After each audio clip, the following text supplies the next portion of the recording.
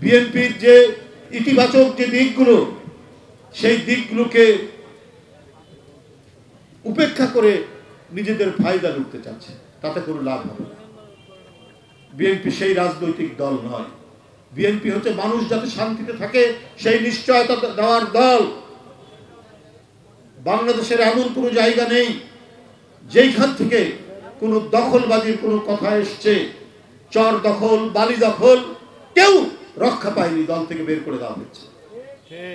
এখানে ঢাকা মহানগর উত্তর বিএনপি আমিনুল হক, মুস্তফা জামানদেরকে বলা আছে, যারা সমাজের মধ্যে অত্যন্ত সম্ভ্রান্ত মানুষ, সজ্জন মানুষ, বিনয়ী মানুষ, তারা বিএনপিতে অংশগ্রহণ করবে।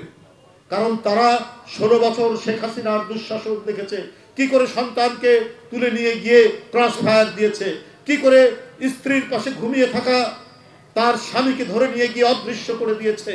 এই ভয়ঙ্কর দুঃশাসন অতিক্রম করে আমরা আজকে এই জায়গায় এসেছি। আমরা বিএনপির নামে, দলের নামে বা এই সমাজে কোনো দুষ্কৃতিকারী, কোনো ঘাতক, কোনো ধরনের অপরাধকারী, সমাজ বিরোধী কেউ যেন দলে আশ্রয় না পায়।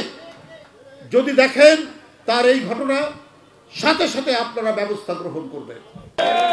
সুতরাং আমি আবারও তাদের বলবো, কেউ যেন এই ধরনের লোক দলের মধ্যে ঢুকে মাথা চাড়া দিতে না পারে। আমি আজও কালকের যে ঘটনা, সেটা আমাদেরও সারা রাত আমরা ঘুমাতে পারিনি। কি বর্বরতা, কি অসভ্যতা, কি নির্মম সেই আচরণ সেখানে করা হচ্ছে। এরা যেই হোক, এটা দায়িত্ব প্রশাসনের, তাদেরকে অবিলম্বে আইনের আওতায় নিয়ে তাদের বিচার করুন, অবিলম্বে তাদের বিচার করুন।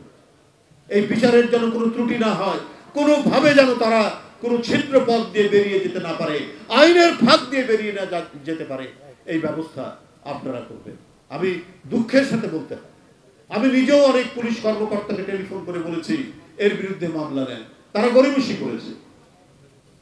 কেউ কেউ বলেছে, ভাই এখানে তো আপনাদের লোকজন কিছু কিছু তারা এই ঘটনার সাথে অন্য আরেকটি ঘটনা বলছে, তারা তো ইনভলভ, আপনি তাদের ধরেন। আমি তো দলের সিনিয়র যুগ্ম মহাসচিব, আমি বলছি সে যত প্রতাপশালী হোক, তার বিরুদ্ধে মামলা দিয়ে তাকে গ্রেফতার করুন। বিএনপি তার পক্ষে কথা বলবে না, কিন্তু আপনারা সেটা করছেন না কেন? এখানে ঢাকার পুলিশ কমিশনার কি করে? নাকি আপনারা চাচ্ছেন যে এই ধরনের ঘটনা বাড়তে থাকুক আর দায়গুলো চাপাতে হবে বিএনপির ঘাড়ের উপর? আপনারা দ্রুত গতিতে, সে যেই হোক, আমার ডানে বামে সামনে পিছনের অনেক লোকও গোপনে অনেক ক্রাইমের সাথে থাকতে পারে, যেটা হয়তো আমরা জানি না। তাহলে সেটা তো দায়িত্ব তো হচ্ছে প্রশাসনের। তারা জানাবে যে এই লোকই আপনার ক্রাইমের সাথে জড়িত, কিন্তু সে বিএনপির বিভিন্ন প্রোগ্রামে থাকে। আপনি ধরে ফেলুন, সাথে সাথে তাদের ধরবেন। তার ক্রাইমের কোনো চিহ্ন থাকলে, অপরাধের কোনো দায়িত্ব যদি তার উপরে থাকে, জড়িত থাকে, জড়িত ব্যক্তিদের ধরে ফেলবেন।